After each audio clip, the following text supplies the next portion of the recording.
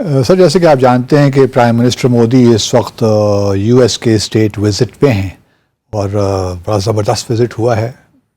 ہم مانے نہ کہ مانے تو وزٹ تو اچھا ہو گیا. آپٹکس بھی بڑے زبردست تھے اور جوائنٹ اسٹیٹمنٹ بھی بڑی زبردست نکلی.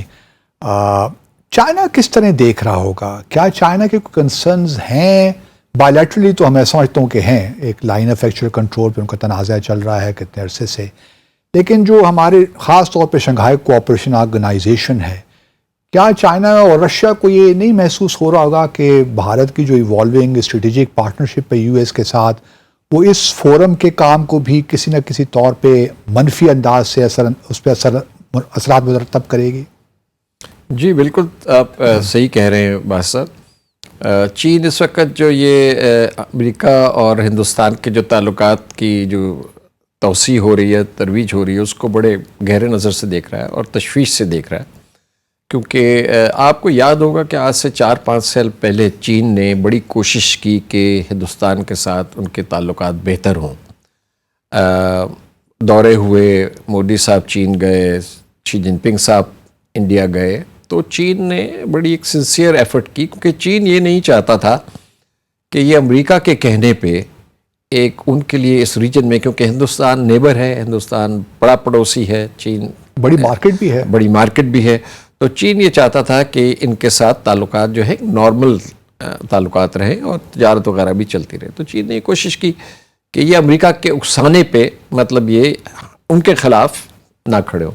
لیکن وہ ان کی جو توقعات تھیں اس سلسلے میں وہ پوری نہیں ہوئی چین کی، بلکہ ہندوستان کوارڈ کی طرف گیا، امریکہ کے ساتھ تعلقات اور آگے کی طرف بڑھانے کی بات کی. تو جو اب دیکھ رہے ہیں آپ، مودی صاحب کا وزٹ ہو رہا ہے، تو پھر چین نے یہ کہا، یہ سوچا کہ نہیں بھائی یہ جو ہیں یہ تو کسی اور ڈائریکشن میں جا رہے ہیں، دس ڈپلومیسی از ناٹ ورکنگ. تو پھر آپ نے دیکھا کہ اس کا جو تھا مینیفیسٹیشن وہاں پر 2020 میں جو ہوا، 2020 میں ہوئی، اور اب ان کی اچھی خاصی ٹف ہے. تو دیکھیے ہندوستان چین کے جو تعلقات ہیں نا، اس میں ایک چیز بڑی ہی اہم ہے، وہ ہمیں سب کو مد نظر رکھنی چاہیے. وہ ہے کہ ڈسپائٹ دس بون ہومی جو شروع ہوئی تھی 4-5 سال پہلے، 6 سال پہلے، ان کے تعلقات جو ہیں وہ ایک اور اس کے اندر جس کو اردو میں کیا کہیں، مسٹرسٹ ہے، بے اعتمادی ہے. وہ پوری طرح ایک دوسرے کو ٹرسٹ نہیں کرتے، اور ہم نہیں کرتے. اور یہ مسٹرسٹ جو ہے یہ بڑا ہے ان ساری چیز، یہ پچھلے 2-3 سال میں ہے. تو گلوان کے بعد اور بڑھا ہے. تو اب یہ آپ نے کہا کہ ایس سی او میں کیا ہوگا. دیکھیں نا، آپ نے یہ دیکھا ہوگا کہ جب سے یہ ڈوئل کنٹینمنٹ اسٹریٹجی امریکہ نے لانچ کی ہے روس کے خلاف اور چین کے خلاف، دونوں کے خلاف، اور یہ تو اب ان کی ایک ڈاکٹرن ہے اسٹیبلشڈ. مطلب نیشنل سیکورٹی پیپر آپ اٹھا لیں، ان کی اسٹریٹجی پیپر، اسٹیٹ ڈپارٹمنٹ، کوئی چیز اٹھا کے دیکھ لیں پچھلے 2 سال کی لیٹسٹ دیکھ لیجیے ابھی، اس میں آپ کو کلیئرلی نظر آ جائے گا کہ امریکن پالیسی کیا ہے ان دونوں بڑی ممالک کے بارے میں، چین اور روس کے بارے میں. تو چین اور روس نے اپنی کولیشن بنا لی ہے. اب وہ جہاں بھی ہیں وہ یہ کوشش کر رہے ہیں کہ جہاں بھی امریکہ کے اثر کو وہ کم کر سکیں، انفلوئنس کو، وہ مل کے کریں.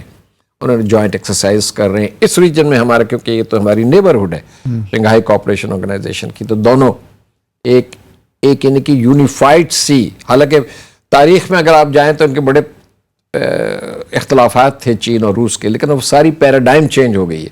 اب چین اور روس جو ہے مل کے امریکہ کے دباؤ کا جہاں تو ہو سکتا ہے وہ مقابلہ کرنے کے لیے تیار ہے اور کر رہے ہیں. اس میں شنگھائی کوآپریشن آرگنائزیشن میں تو انڈیا کا رول ویسے بھی کوئی اتنا پازیٹیو تو نہیں رہا ابھی تک. ایک تو مطلب وہاں آپ کو پتہ ہے کہ بائی لیٹرل ایشوز جو ہے وہ کھڑے نہیں کیے جاتے. تو یہ آپ نے سنا، کیونکہ میری کچھ اطلاعات یہ بھی ہیں کہ جو بھی ہیڈز آف اسٹیٹ کی میٹنگ ہونے جا رہی تھی، یا 4 جولائی کو جو ہوگی نیو دہلی میں ایس سی او کی، اس میں شاید پریزیڈنٹ شی جن پنگ اور پریزیڈنٹ پیوٹن کے آنے کے امکانات بہت کم تھے. جی، اس وجہ سے انہوں نے ورچوئل کر دیا. تو یہ بات ٹھیک ہے کہ آیا انڈیا نے اسنپ کیا ہے، یا انڈیا نے اپنی ایک لحاظ سے دکھائی ہے کہ اب ایس سی او کو اتنا ریلیونٹ نہیں رہا ہمارے لیے؟ باقی وہ پہلی والی بات ہے کہ دوسری بات ہے؟ ایس سی او کی ریلیونس تو انڈیا کے لیے رہے گی، کیونکہ انڈیا چاہے گا کہ جہاں بھی، مطلب انڈیا بھی تو آؤٹ ریچ اپنی بڑھا رہا ہے نا. تو وہ کیوں چاہے گا کہ سینٹرل ایشین ریپبلکس کے ساتھ اس کے تعلقات جو ہیں پرانے ہیں اور کافی مطلب یہ کہ اچھے ہیں رہے ہیں, تو انڈیا کیوں چاہے گا کہ وہاں سے ودرا کرے. لیکن یہ کہ اب وہ ایک بیلنسنگ ایکٹ ہے جو انڈیا کرے گا کہ چین کے ساتھ تعلقات خراب ہیں لیکن روس کے ساتھ روایتی تعلقات ہیں اور شنگھائی کوآپریشن کا حصہ ہیں. لیکن یہ بالکل آپ نے صحیح کہا کہ میں نے بھی یہ سنا ہے کہ شی جن پنگ صاحب اور اپنے پیوٹن صاحب وہاں نہیں جا رہے تھے فار ورائٹی آف ریزنس, اور اس میں یہ ہوا تو انہوں نے سوچا کہ اس کو ورچوئل کر دیں, اور میرے خیال انہوں نے یہ بھی سوچا ہوگا کہ اس سے یہ ہوگا کہ پاکستان کے وزیر اعظم بھی نہیں آئیں گے کیونکہ ایک اور ایشو ان کے لیے کھڑا ہوا لاسٹ ٹائم ہمارے وزیر خارجہ کے دورے پہ ہوا. ہاں, اس کا اچھا جو ہے سولوشن یہی ہے کہ اس کو ورچوئل کر دیا جائے. اچھا یہ بھی سر ذرا تھوڑا سا بتائیے کہ ایک طرف ابھی ہم نے مودی کا جو وزٹ ہو رہا ہے اسٹیٹ وزٹ, اس میں جو جوائنٹ اسٹیٹمنٹ آئی ہے اس میں تھوڑی سی میں دیکھ رہا ہوں ایک نیوانسز تھوڑا سے تبدیل ہوئے ہیں. بھارت کی جو یوکرین پہ پوزیشن ہے, اب انہوں نے بڑے کھل کے کہہ دیا جوائنٹ اسٹیٹمنٹ میں کہ بوتھ دا کنٹریز یوکرین کے کانٹیکس میں اس کی سوورنٹی اور ٹیریٹوریل انٹیگریٹی بہت امپورٹنس رکھتے ہیں. جس کا مطلب یہ ہوا کہ بھارت جو اس وقت رشیا کے قبضے میں ہے علاقے, ڈنباس کا علاقہ ہے, دنس کے علاقے ہیں, یا کرائمی بھی ہے فار دیٹ میٹر جو 2014 میں قبضہ کیا تھا, بھارت اس کو سپورٹ نہیں کرتا. تو کیا آپ دیکھ رہے ہیں یہ بھی ہے کہ مستقبل میں بھی رشیا کے ساتھ بھی ایشوز چلیں گے, کچھ معاملات آگے چلیں گے؟ جی صحیح ہے, میرا خیال ہے کہ روس کے ساتھ بھی ان کے پرابلمز کھڑے ہوں گے. آپ کو یہ پتا ہے کہ یہ روس سے تیل لے رہے ہیں اور وہ تیل پھر یورپ بھی ایکسپورٹ کر رہے ہیں. جی ہاں. اچھا, اس کے بعد جب یہ لاوروف صاحب گئے تھے دہلی ابھی 2-1 مہینے پہلے, تو وہاں انہوں نے پبلکلی یہ کہا تھا کہ ہمارے بینکس کو پرابلم ہو رہی ہے کہ ہم یہ انڈین روپیز میں کیسے ایکسیپٹ کریں, ریمیٹنسز کی پرابلم ہو رہی ہے. مطلب they were not very happy over the mode of payment which India has adopted to purchase the oil. تو یہ ایشوز آئیں گے. دیکھیں روس کا تو بڑا سمپل سی ہمیں سمجھ آتی ہے نا کہ روس اور ہندوستان کے تعلقات جو روایتی رہے ہیں, تاریخی رہے, وہ اپنی جگہ پر ہیں. لیکن اس وقت روس پھنسا ہوا ہے یوکرین وار میں, لیکویڈیٹی کا ایشو تو ہے ان کا, بالکل ہے. ٹھیک ہے, تیل بیچ رہے ہیں وہ دنیا کو, جہاں بک رہا ہے وہ اب ہم بھی لے رہے ہیں, ٹھیک ہے. اچھا, اس سے پیسہ آ رہا ہے. اس کے بعد یہ کہ جب روس جو ہے اتنا بڑا سپلائر ہے آرمز کا, میں کل ہی دیکھ رہا تھا کہ سپری کہتا ہے کہ I think it's about now ان کی ریڈیوس ہو گئی ہے 60% ہو گئی. نہیں 60 نہیں, اب وہ کہہ رہے ہیں کہ یہ کوئی 47-48% کے قریب ہے. تو اسرائیل آگے آیا ہے. اسرائیل بھی آگے. اچھا, تو اگر آپ یہ سمجھیے کہ اگر 50% بھی روس سپلائی کر رہا ہے اکوپمنٹ کو, آرمامنٹس انڈیا کو, تو وہ پیسے تو کما رہا ہے نا وہاں سے, انڈیا سے. تو وہ کیوں چاہے گا کہ یہ سیپ ہو؟ ابھی تو روس ان کو چلائے گا, لیکن میرے خیال میں with the passage of time اگر انڈیا کا رویہ یہی رہا. لیکن must give credit to India, especially prime minister Modi, کہ وہ اس وقت جو ایک ٹینشن ہے چائنا امریکہ کے درمیان یا روس کے درمیان, اس کو بڑا they're exploiting it well to their They have always been exploited. They have been to their economic development, to their manufacturing. صحیح آپ کہہ رہے ہیں, بٹ آپ ہسٹوریکلی دیکھیں نا, وہ تو 62 میں نان الائنڈ کنٹری تھا ہندوستان. ادھر نہرو صاحب جو ہیں وہ جب وار شروع ہوئی چائنا کے ساتھ, تو انہوں نے ایک بڑا لمبا چوڑا خط جان ایف کینیڈی کو لکھا کہ آپ ہمیں آ جائیں بیل آؤٹ کرنے کے لیے, ہمیں آرمز دیں چین کے خلاف. وہ امریکہ نے ان کو oblige کر دیا. تو ہندوستان کا ہمیشہ یہ ایک پالیسی رہی ہے کہ وہ دے پلے آن آل سائڈس. اور اب یہ کہ چونکہ طاقت ان کی بڑھ گئی ہے, اکانومی بہت اچھی پرفارم کر رہی ہے, بہت بڑی مارکیٹ ہے, آبادی کے لحاظ سے سب سے بڑی اب دیکھیے نا سر, بن گیا ہے جنرل الیکٹرکس کے تو یہ بہت بڑی, یہ جو وزٹ ہے, دیکھیں ہم پریکٹیشنرز ہیں ڈپلومیسی کے, آپ بھی اور میں بھی. Foreign policy speaks through statements and joint communiques like this. اب اس کے میں 1-2 چیزیں صرف آپ کو پلیز. کہتے ہیں جی they are the closest we are the closest partners in the world, closest partners. پھر کہتے ہیں پریزیڈنٹ بائیڈن صاحب کہتے ہیں کہ it is the most consequential relationship. بالکل ٹھیک ہے جی. پھر کہتے ہیں ذرا سنیں آگے کہ US India comprehensive global and strategic partnership anchored in a new level of trust. اور آگے آپ چلتے جائیں. تو اس کا تو سارا ایمفیسس جو ہے, دیکھیں امریکہ جو یہ چاہ رہا ہے کہ چین کے مقابلے میں ان کو کھڑا کر دیا جائے. ٹھیک. ہندوستان اس سے فائدہ اٹھا رہا ہے, ان کو ٹیکنالوجیکل اپ گریڈیشن چاہیے.